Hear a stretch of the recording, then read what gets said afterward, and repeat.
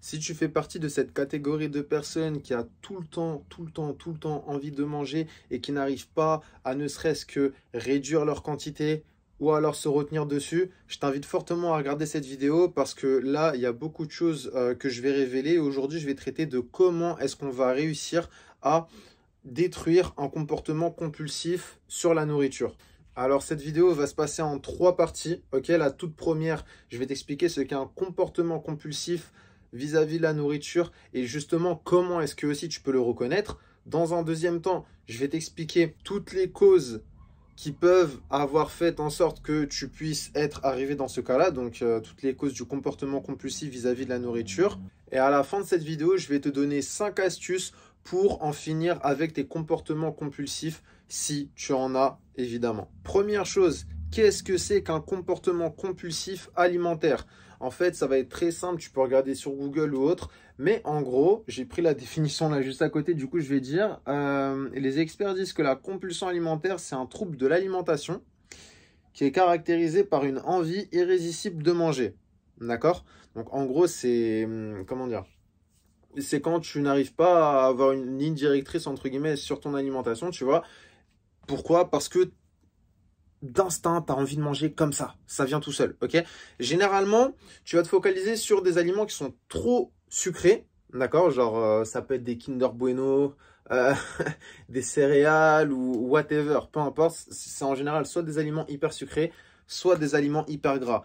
Des frites, aliments friture et ce genre de choses. Ça peut être beignet aussi, whatever, peu importe. Il faut aussi savoir en général que quelqu'un qui a un comportement compulsif sur la nourriture va en général avoir des émotions négatives comme la culpabilité après avoir mangé. Il faut aussi savoir que les comportements compulsifs peuvent amener à des troubles alimentaires vraiment sérieux, du genre la boulimie ou l'anorexie mentale ou d'autres, ok?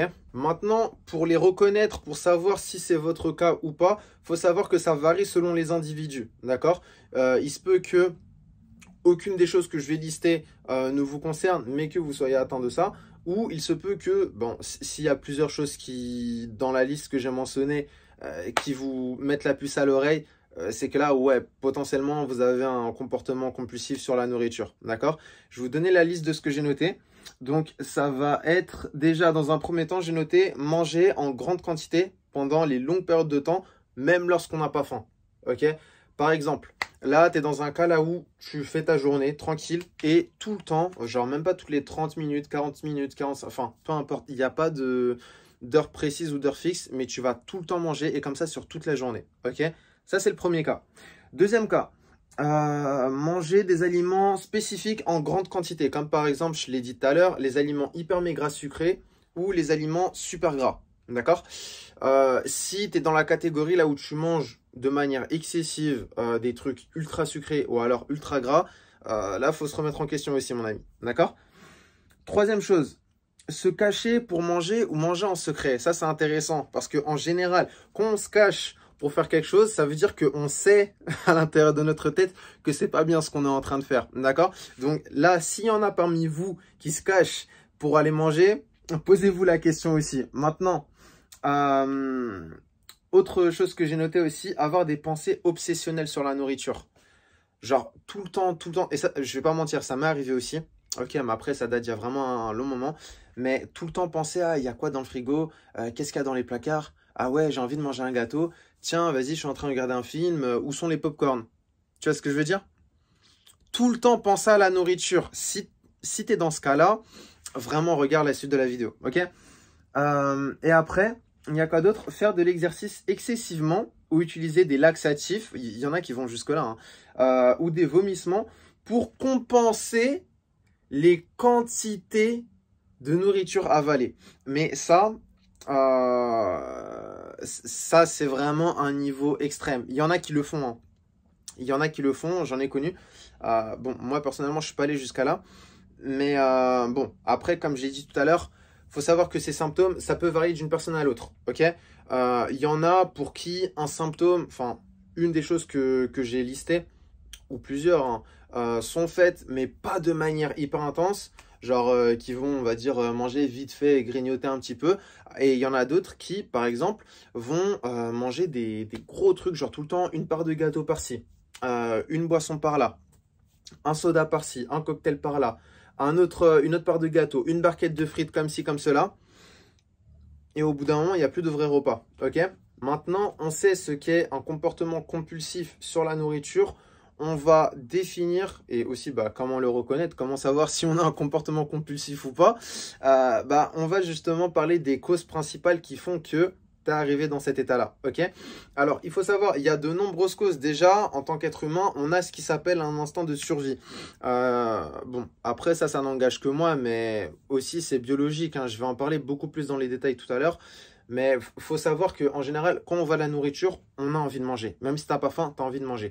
Pourquoi est-ce que lorsque tu vas dans ta cuisine, tu veux un petit gâteau, hop, tu es là, tu le manges direct? C'est par instinct de survie. En fait, voilà, comme l'être humain, voilà, il y a plusieurs millions d'années, etc. Et ça, vous pouvez regarder, les experts en paléolithisme le savent très très bien. Il y a plusieurs années, la nourriture était très rare et du coup, aujourd'hui, on a une certaine facilité justement, vu que les aliments sont souvent empaquetés, en boîte, etc. Et ben, c'est devenu une facilité pour nous de nous nourrir, sauf que nos instincts sont toujours là. Du coup, dès qu'on va avoir de la nourriture, bim, on va directement taper dedans. Ok? Maintenant, il y a aussi autre chose qui va jouer énormément, ça peut être les émotions. Ok? Par exemple, j'avais un de mes élèves, on ne va pas le nommer, hein, bien sûr, mais lorsqu'il se disputait avec son papa, il rentrait dans sa chambre, il prenait un paquet de chips et il regardait une série ou alors il jouait aux jeux vidéo pour ne plus penser à la dispute avec son papa, par exemple. Ok?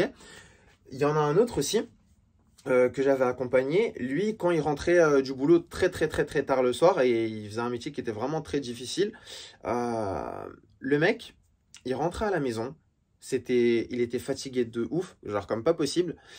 C'était grosse pizza, boisson à gogo, et il mangeait jusqu'à ne plus s'arrêter. Genre ça veut dire la journée il mangeait rien, voire carrément rien et tout, mais le soir il mangeait de tout et n'importe quoi.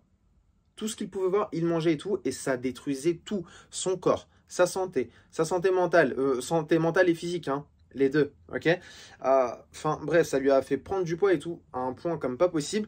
Et faut savoir aussi que il peut y avoir un petit peu d'addiction, en fait. Le problème, c'est qu'en général, que ce soit parce que c'est de la facilité, ou par instinct de survie, ou alors par pure émotion, on tombe dans le piège de se nourrir parce que la nourriture est là, ou prendre tout ce qu'on voit, manger de tout.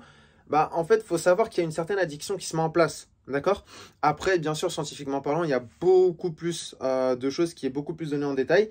J'ai fait un travail de recherche dessus et j'ai mes notes à côté. Mais les causes, j'en ai noté 6. La première, ça va être les troubles d'humeur. Ok? Par exemple, souvent, la plupart des gens qui ont des comportements compulsifs avec la nourriture ont des troubles d'humeur. C'est des personnes qui sont en dépression, c'est des personnes qui souffrent d'anxiété. Enfin, ils n'ont pas obligatoirement des comportements compulsifs, mais ils peuvent tendre à ça, ok? Ils peuvent tomber facilement dans le piège.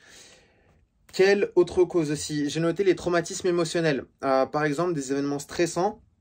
Par exemple, voilà, ça peut être un divorce, la perte d'un parent, d'un être cher, peu importe. Ça peut entraîner des troubles alimentaires aussi. D'accord? La personne, voilà, elle se sent mal, elle a envie de gérer ses émotions, entre guillemets, avec la nourriture. D'accord? Quoi d'autre? Les facteurs génétiques, ok? Il y a des personnes qui sont plus prédisposées à être beaucoup plus, comment dire, à être beaucoup plus tentées de se nourrir de manière compulsive que d'autres. Ça, c'est un facteur à prendre en compte, d'accord?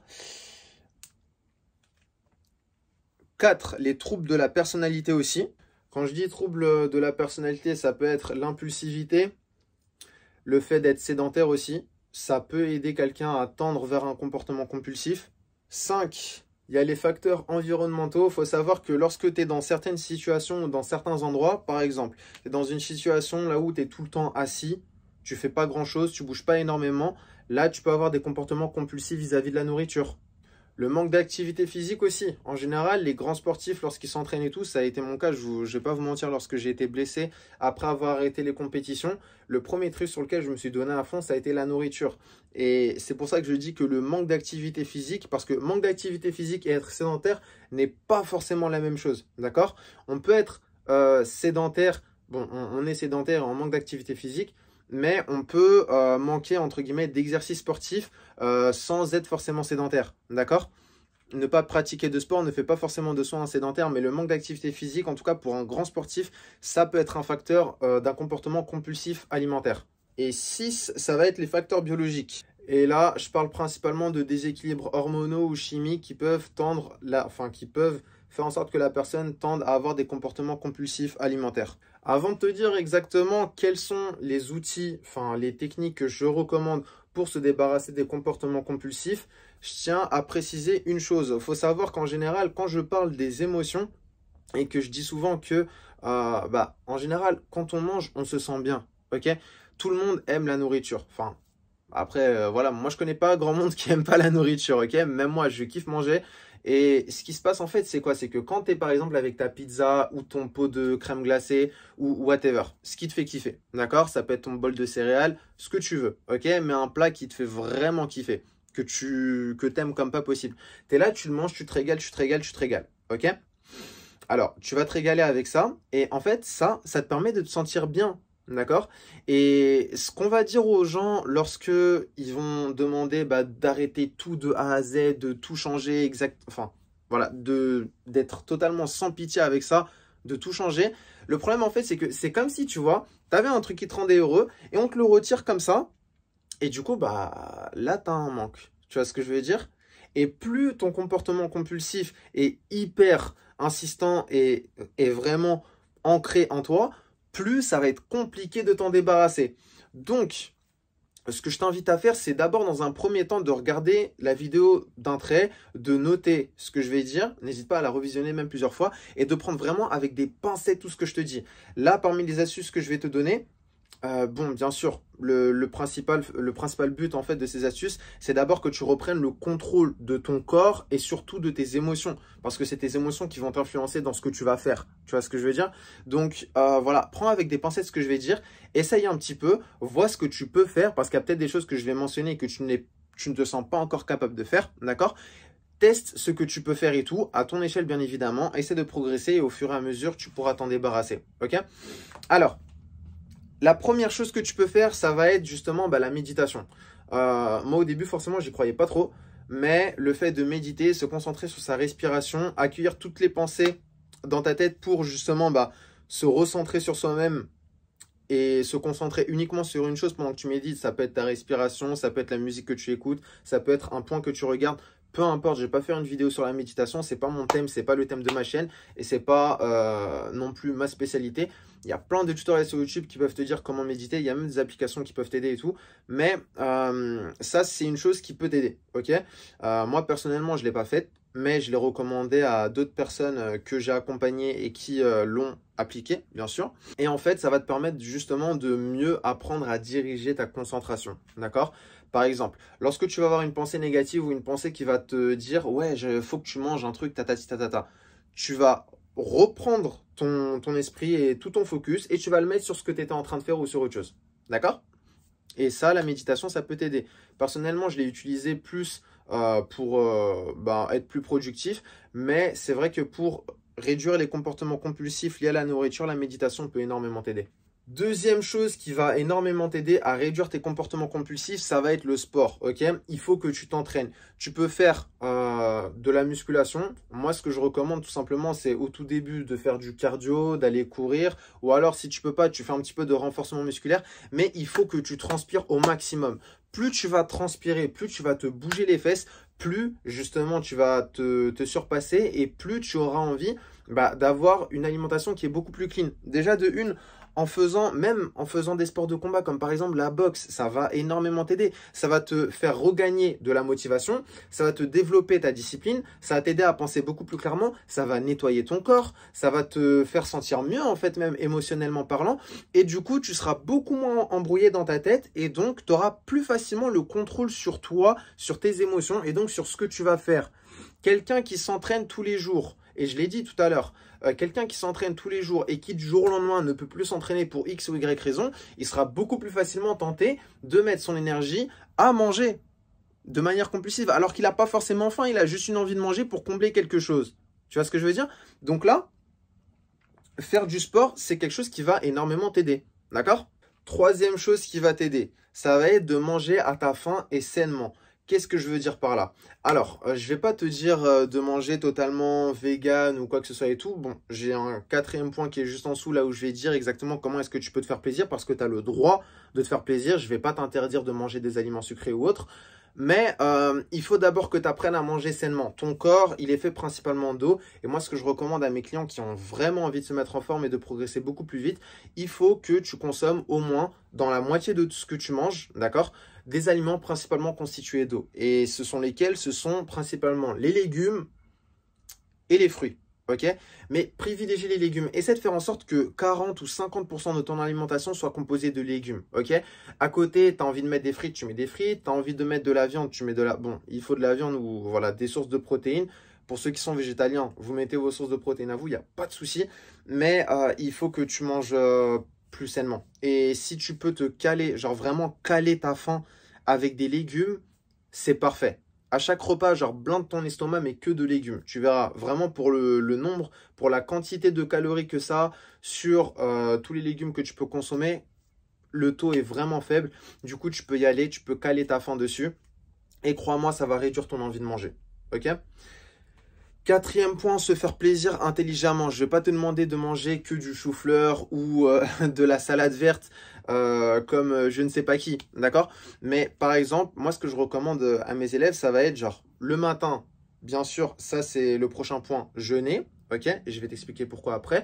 Mais voilà, midi tu prends ton repas, 4 heures après tu prends un autre repas et ensuite après tu te fais un petit plaisir. D'accord? Ça peut être quoi? Ça peut être un petit verre de soda, un petit gâteau, une barquette de frites ou alors une part de pizza, whatever, peu importe. Tu peux te faire un petit plaisir. À partir du moment là où ça ne dépasse pas le taux de calories que tu ne dois pas dépasser, pour moi, c'est bon.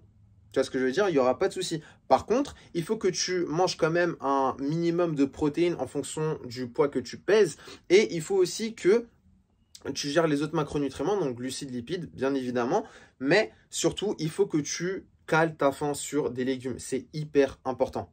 La cinquième astuce, ça va être de jeûner. Alors, je l'ai dit il y a quelques secondes, mais je vais t'expliquer pourquoi. Jeûner, alors pas n'importe comment. Je ne vais pas te demander de ne pas manger pendant 2, 3, 4, 5 jours sans manger ni boire. Enfin, non, c'est pas ce que je vais te demander de faire. Ça va être de faire du jeûne intermittent principalement. Donc, les 4 premières heures après t'être réveillé, à la limite, si tu as envie de boire quelque chose, tu peux prendre un café, de l'eau gazeuse, il n'y a pas de souci. Par contre, les jus de fruits, les sodas, ça c'est mort. Clairement, je te dis d'office. Surtout pas quand tu te réveilles, d'accord? Mais t'évites de manger pendant ces 3 à 4 premières heures de la journée. Pourquoi? Parce que pendant que tu dormais, ton système digestif s'est arrêté, d'accord? Et ce qui va se passer en fait, c'est quoi? C'est que si tu commences à manger directement, genre tu commences à manger tout de suite, là, tu vas remettre ton système digestif en marche et du coup, c'est ce qui va faire que déjà de une, ça va te consommer de l'énergie. Donc au niveau de la concentration, ça va être un petit peu compliqué. D'accord? Tu auras du mal à te concentrer. Enfin, ça sera un petit peu plus compliqué de te concentrer parce que tu auras une partie de ton énergie qui sera utilisée pour digérer ce que tu auras mangé. Surtout si tu as pris un petit déjeuner qui est vraiment chargé à bloc. Ça, c'est la pire chose que tu puisses faire parce que ça va te fatiguer comme pas possible. Et quoi d'autre aussi? Et aussi, bah, justement, ça va t'éviter d'avoir la sensation de faim à l'intérieur de l'estomac. D'accord? Vraiment, jeûne pendant les 3, 4, 5 premières heures de la journée avant de prendre un premier repas. Comme ça, voilà, tu attaques direct ton repas et puis après, tu fais 2, 3 repas par jour. Pour ton troisième repas, tu te fais un kiff, ok? Il n'y a pas de souci. Mais jeûner, c'est pas mal dans le sens où déjà de une, ça va te permettre de réduire la sensation de faim, donc l'envie de manger aussi, parce que c'est lié. Ça va te permettre aussi d'avoir un meilleur contrôle sur tes émotions.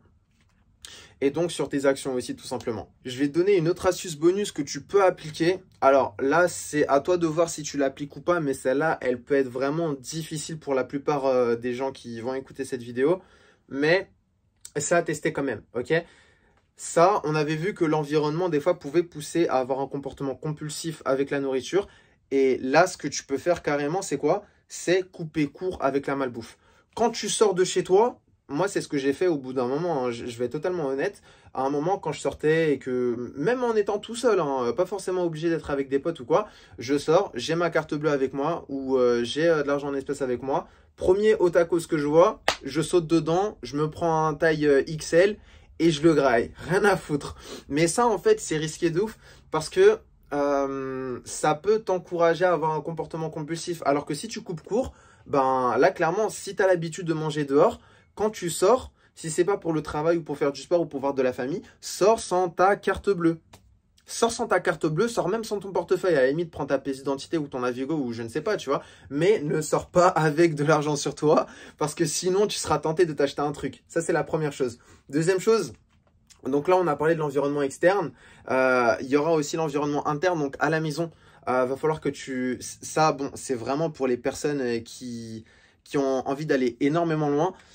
Ça va être de retirer toutes les malbouffes, genre les aliments transformés, les frites, les pizzas, les trucs comme ça et tout. Si tu as vraiment envie d'aller loin, hein, t'es pas obligé d'aller jusque-là, mais coupe court avec ça. Parce que si tu as du Nutella chez toi et que tu te dis, vas-y, je vais arrêter de manger du Nutella, bah c'est mort en fait. Et ne fais pas le mec qui va dire, ouais, non, vas-y, je le mange jusqu'à ce qu'il se termine et après, c'est bon, j'en prends plus. Non, non, non, non, soit tu le donnes, soit tu le tèges. Soit l'un, soit l'autre. Tu réfléchis et tu prends une décision par rapport à ça. D'accord? Maintenant, cette méthode-là, elle est vraiment extrême, mais elle peut marcher.